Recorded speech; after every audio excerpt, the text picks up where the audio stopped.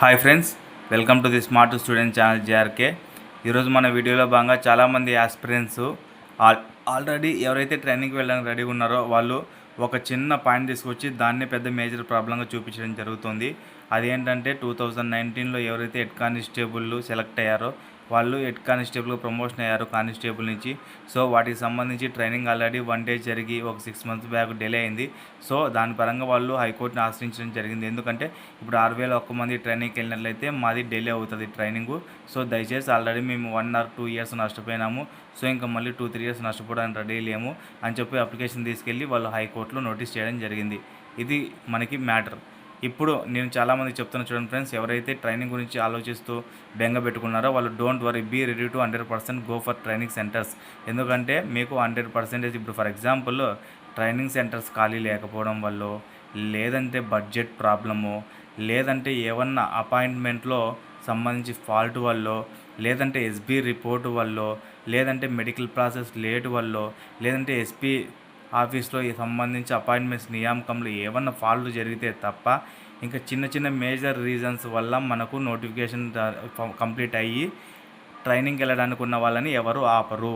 ఎందుకంటే మన notification ఉన్నప్పటికే for example మనకు తెలుసు ఈ హోంగార్డ్ కేసు మనల్ని 3 years నుంచి 30 తిప్పలు పెట్టింది. సో అయినప్పటికీ ఈ కొత్తగా వచ్చిన ఎన్డీ ప్రభుత్వం 2025 June 1st ఎగ్జామ్ కండక్ట్ చేయడం జరిగింది. ఇది అందరూ చేసిందే. సో మంచి మేజర్ స్టెప్సే అయిపోయాయి. ట్రైనింగ్ వెళ్ళడం అన్నది మన బాధ్యత కాదు, గవర్నమెంట్ బాధ్యత. ఎందుకంటే వన్స్ మనము అన్ని ఎస్బీ రిపోర్టు మెడికల్ క్లియర్ చేసుకున్న తర్వాత మనము డిపార్ట్మెంట్లోకి ఎంటర్ అయినట్లే. మనల్ని నెక్స్ట్ వాళ్ళు తీసుకెళ్ళేసి వాళ్ళకి కావాల్సిన డ్యూటీస్ మనల్ని అలాట్ చేయడం ఇంకా ఏపీఎస్ఎల్పిఆర్బి బోర్డు చైర్మన్ చేతిలో ఉంటుంది. అంతే తప్ప ఎవరో కేసు వేసారు ఇది కాదు. యూఆర్ ఆల్రెడీ డిపార్ట్మెంట్లోకి అడుగు పెట్టినట్లే.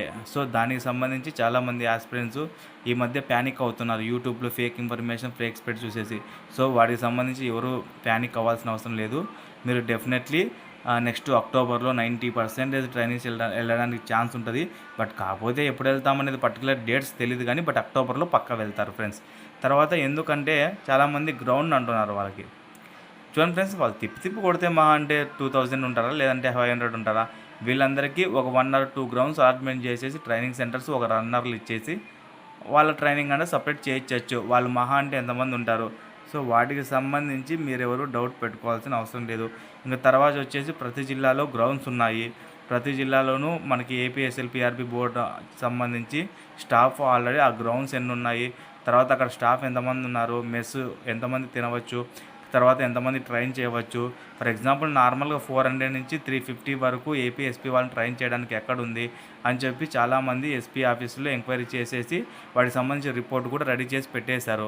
సో ఇప్పుడు ఎవరు ఏం భయపడాల్సిన అవసరం లేదు. దసరా అయిపోయిన తర్వాత ఒక 10 days 15 daysలోగా మనం ట్రైనింగ్ సెంటర్లకు వెళ్ళడానికి 99% ఛాన్స్ ఉంది. ఇప్పుడు చాలామంది ఎందుకంటే నేను ఒకే ఒక రీజన్ చెప్తా ఫ్రెండ్స్, ఎందుకంటే 6,001 మంది కదా, మొత్తం అందరికీ ఎస్బీ ఎంక్వైరీ కంప్లీట్ అవ్వాలంటే మినిమం 1.5 months or 2 months తీసుకుంటుంది.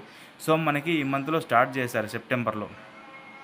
సో అక్టోబర్ వరకు తీసుకోవచ్చు టైం, అందులో డౌటే లేదు. ఎందుకంటే ఒక్క యాస్పిరెంట్స్ కూడా ఎస్బీ రిపోర్ట్ కంప్లీట్ అవ్వకోకుండా ఉండడానికి పాసిబుల్ ఉండదు.